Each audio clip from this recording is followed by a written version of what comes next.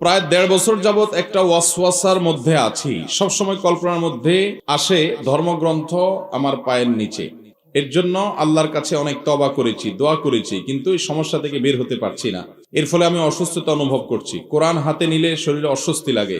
আমার মনে হয় আমি দুনিয়ার সব থেকে বড় পাপী। আল্লাহ আমাকে মাফ করবেন কিনা, দয়া করে এর থেকে পরিত্রাণের উপায় কি বলবেন। একটা আশ্চর্যের বিষয় হলো, এই রকম প্রশ্ন ইদানিং বিভিন্ন জায়গায় মানুষ করছে, যেগুলো আমরা অনেকে হয়তো কল্পনাও করতে পারি না যে এটা আবার কেমন প্রশ্ন।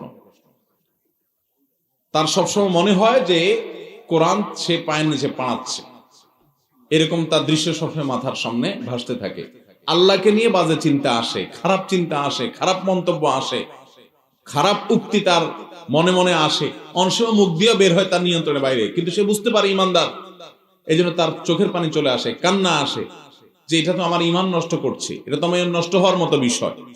এই সমস্যাগুলো কেন হয় ভাইরা আমার? আমরা আমাদের সবচেয়ে বড় শত্রুকে আমরা চিনিও না, জানিও না, জানার চেষ্টাও করি না। কোরআনে আমাদের শত্রু হিসাবে যার কথা একবার নয়, দুইবার নয়, পাতায় পাতায় আল্লাহ বলেছেন, এবং যাকে আমাদের শুধু শত্রুই বলেন নাই, বলেছেন প্রকাশ্য শত্রু, আদু ও মুবিন, শয়তান। শয়তান কি দেখা যায়? কিন্তু আল্লাহ বলেছেন প্রকাশ্য শত্রু। কাহিনী কি? আমরা দেখিই না, আল্লাহ বলছেন প্রকাশ্য শত্রু। কারণ শয়তান দেখা না গেলে কি হয়েছে, তার শয়তানি একেবারে দিনের আল্লাহর মতো পরিষ্কার। শয়তানি আপনারা টের পান না? শয়তানি আপনারা টের পান না?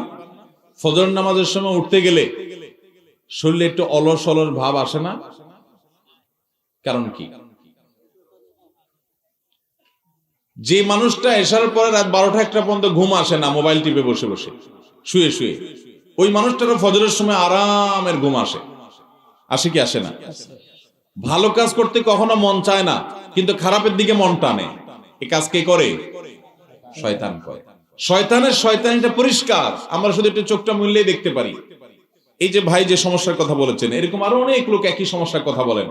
এগুলো ইবলিস করাচ্ছে। অনেক সময় ব্ল্যাক ম্যাজিকের কারণে, কালো জাদুর কারণে মানুষের মধ্যে এগুলোর প্রভাব হয়। আমি প্রায় সময় বলার চেষ্টা করি, বাংলাদেশে এখন ঘরে ঘরে কালো জাদুর রোগী, ঘরে ঘরে দুষ্ট জিন অর্থাৎ শয়তানের আক্রমণের শিকার। ছোট বাচ্চা থেকে বড়, নিষ্কৃতি নেই। বাচ্চাদের মধ্যে অস্বাভাবিক আচরণ, বড়দের মধ্যে অস্বাভাবিক আচরণ, এগুলো দুষ্ট জিনের প্রভাব, শয়তানের শয়তানি, ব্ল্যাক ম্যাজিক এবং কালো জাদুর কারণে। পানা চাওয়ার উপায় কি? পানা চাওয়ার উপায় হলো আল্লাহ রাব্বুল আলামিনের কাছে সবচেয়ে বেশি যেটি করতে হবে তা হলো শয়তানের মাদাখিল গুলোকে বন্ধ করতে হবে, শয়তান প্রবেশের পথগুলো বন্ধ করতে হবে। যেমন হারাম কিছু শোনা যাবে না, হারাম কিছু বাসায় রাখা যাবে না। আপনি ছবি ভাস্কর্য টাঙায় রাখবেন, রহমতের ফেরেশতা দাখিল হবে না, শয়তান ঢুকবে।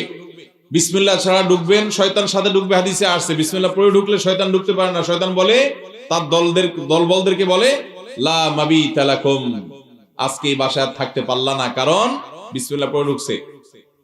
তো এইভাবে নানান আমল আছে শয়তান যাতে উপদ্রব করতে না পারে, সে আমলগুলো করতে হবে। সকাল সন্ধ্যার দোয়াগুলো বিশেষ গুরুত্ব দিয়ে পড়তে হবে। কোরআন তেলাওয়াত মুসলমানদের বাসা থেকে এখন বিদায় হয়ে গেছে প্রায়। আমরা কোরআন তেলাওয়াতের টাইম নেই এখন, মোবাইল টিপতে টিপতে কোরআন তেলাওয়াতের টাইম নেই।